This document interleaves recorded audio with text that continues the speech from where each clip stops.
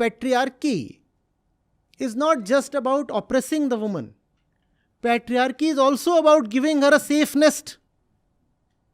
And the woman has become accustomed to that safe nest. Somebody is always taking care of me. I'm not burdened with being a provider, a keeper, a protector. And all this has continued, and it has made the woman internally very weak. And she has become so weak that today, even if the right religion comes to help her, she is probably not in a position to accept the help. It's a very strange thing. I think it's called the Stockholm syndrome, right? When you fall in love with your oppressor. That's what has happened to the woman. You will be amazed. A lot of those who are criticizing me very sharply are women. I mean, how can you criticize me for something that I'm obviously doing to help you and support you?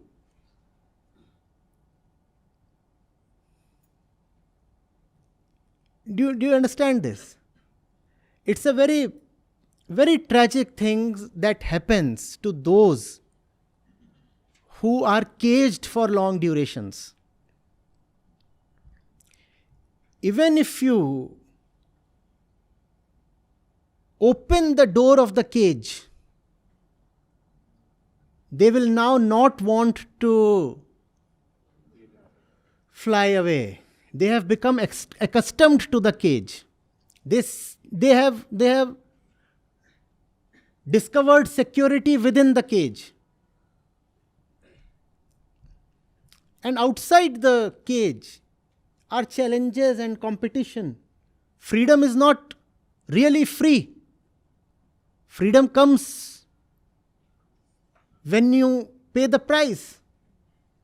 And we don't want to pay the price. Even men don't want to pay the price. But it breaks my heart when I find women content with their own encaged and miserable conditions. And to top it, you have told the bird that she is very respectable if she accepts the cage. And that's what she has done. She has become a respectfully caged woman. And if she flies out, the entire society will say, oh, look at her. There she is, the slut.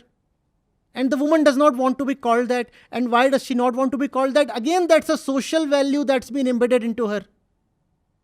You must remain respectable. Let nobody talk harshly to you. So boys, they slap each other and abuse each other and nobody minds.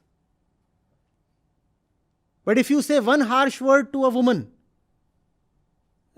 she doesn't forget it. She says, speak politely to me, mind your language. This kind of attitude simply means that she becomes very controllable. Whenever you want to control her, just threaten her with abuses. And she will become so terrified that she will relent. She will succumb, surrender. If you want independence, you must be prepared to take abuses. Let them call you a whore, a slut, someone of loose character and whatever else they have to. Let them throw all these things at you. Fine, I am a slut, that's okay. But you have been turned into some kind of a goddess who must be respected. And you say it is a part of our culture that we respect women. And the woman says, yes, I am respectable. I am respectable. And if somebody is insulting me, then no, I will not take that path. The fact is that the path of freedom is necessarily a path where your oppressors will insult you. Why will they not? Think of it. You are running away from their captivity. Will they worship you? Will they praise you?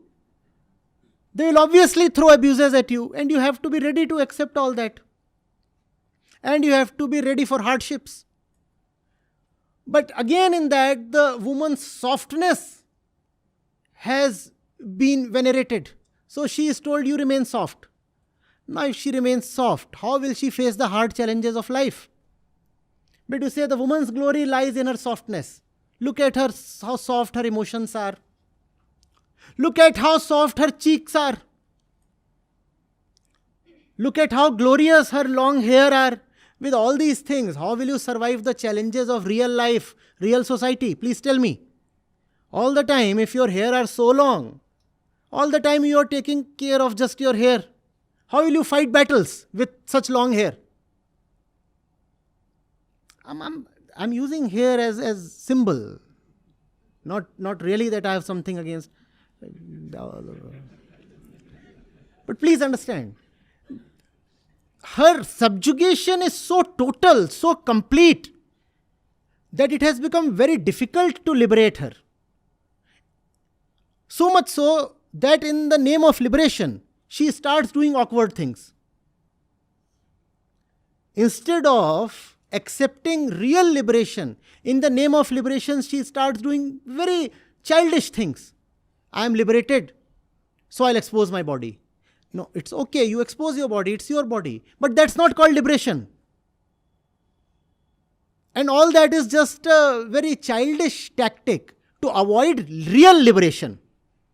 Because you want to avoid real liberation, so you are opting for that liberal kind of liberation. Huh? You know of these liberals. They think liberation lies in running around naked. Again, I have nothing against running around naked. Please do that. My point is that is not liberation. That is not liberation. So it's a very moot question, you see. You have to ask yourself as women, and I'm glad I see a lot of women here. You have to ask yourself, what does religion mean to you? And just because religion has meant bad things to you historically, I request you, kindly do not discard religion itself. Religion is your best friend. If you have to discard the rotten kind of religion. And religion is both the highest and the lowest, mind you. Religion is your highest possibility and your lowest state as well. Religion has given the world both the things. If you look at the highest figures we have had, they are religious. And if you look at the worst acts that we have done, they too have been done in the name of religion. Religion is the highest and religion is the lowest. You have to make a choice. Which religion do you want to choose? And I assure you, when you will choose the right religion, you will face abuses, just as I do every day. The thing is, I am not a woman. It's for you to face those abuses. Why must I keep facing them on your behalf? And for how long can I do that?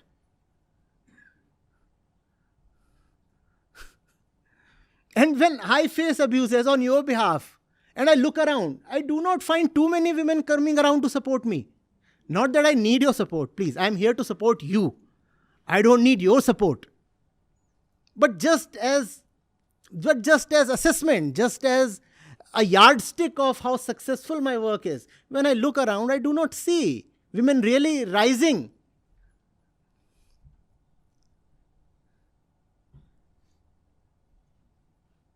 All kinds of superstitions.